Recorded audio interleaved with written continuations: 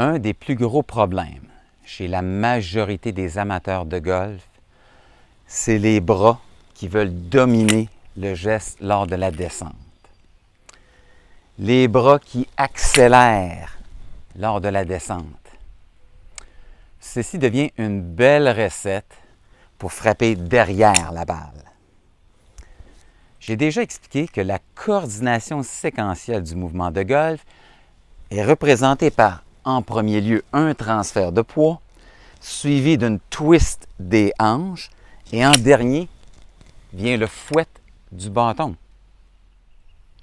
Et dans une vidéo précédente, j'expliquais que cette belle coordination vous permettait de frotter le sol au bon endroit, passer la balle, ce qui donne les bons contacts et une belle trajectoire. Mais j'ai aussi identifié la problématique. Bien que le golf nous demande de frapper la balle avec 80% de notre poids sur la jambe avant, la balle nous crie « Hey, où est-ce que tu t'en vas avec ton transfert de poids? » Comme toute autre chose dans la vie, si tu veux me frapper, reste en équilibre. Ensuite, on vous demande, après le transfert de poids, de tourner les hanches avant de frapper la balle. Encore une fois, la balle te crie « Hey, où est-ce que tu t'en vas avec ta twist des hanches? » Si tu veux me frapper, comme toutes les choses dans la vie, reste donc centré face à moi.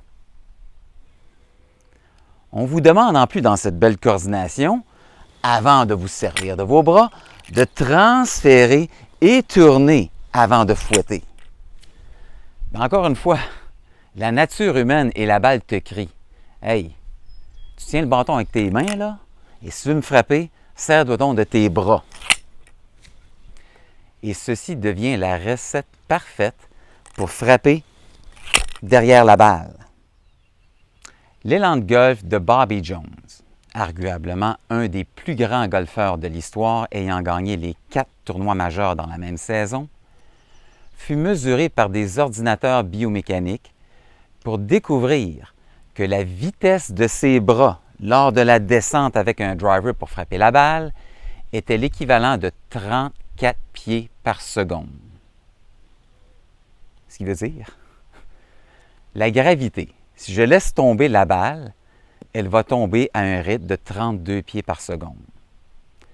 Ce qui veut dire que Bobby Jones, avec un élan des plus gracieux et des plus puissants, capable de produire des coups de départ de 270 verges et presque 300 verges avec l'équipement de bois, avait un élan où les bras ne faisaient que tomber.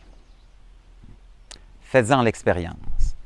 Étirez vos bras, laissez-les mous et pesants, et ensuite laissez-les tomber. Ensuite, serrez vos poings comme si vous égorgiez un fer 3 et descendez rapidement. La différence est négligeable. Ce qui veut dire, lors d'un élan de golf, après avoir transféré et tourné, laissez simplement les bras tomber. Une autre façon très simple et claire de comprendre l'expression « le corps mène et les bras suivent ». Je me place et je tourne mon corps. Les bras vont faire quoi? Suivre la parade. Le corps mène, les bras suivent. Je tourne plus vite, les bras étirent. Le corps mène, les bras suivent. Le corps mène et les bras suivent. Eh bien oui, je peux tenter de frapper le poteau avec mon bras ou tout simplement tourner mon corps avec une bonne amplitude et une bonne vitesse. Le corps mène, les bras suivent. Je vais être capable de frapper aussi fort. Le corps qui mène et les bras qui suivent n'est qu'une belle représentation de la coordination recherchée au golf. Le transfert suivi de la rotation doivent dominer le fouet qui vient à la fin.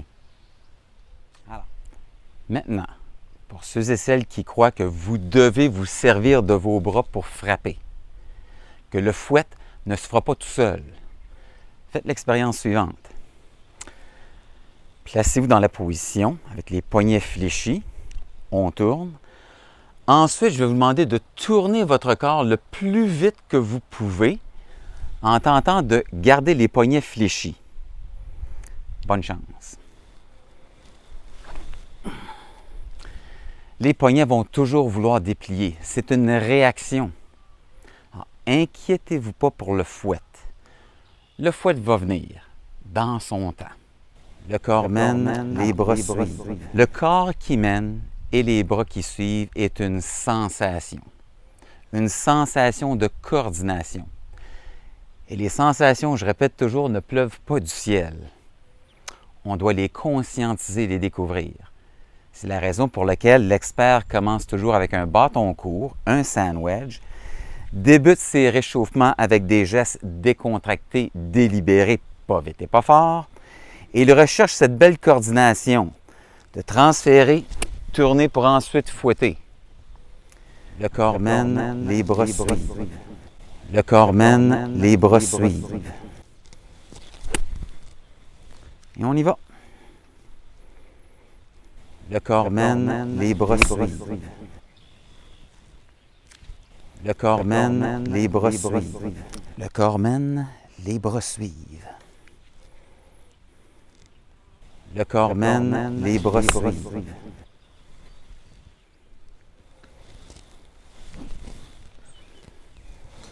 Le corps mène, les bras suivent. Le corps mène, les bras suivent.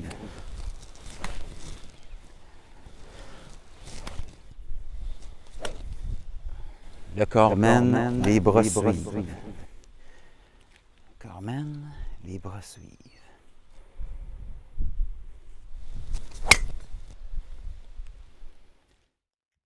Alors comprenez, les bras qui accélèrent vont causer le corps de ralentir et même arrêter.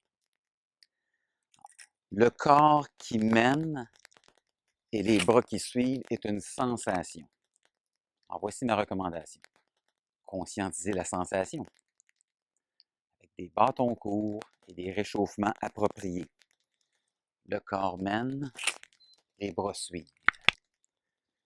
Le corps mène, les bras suivent.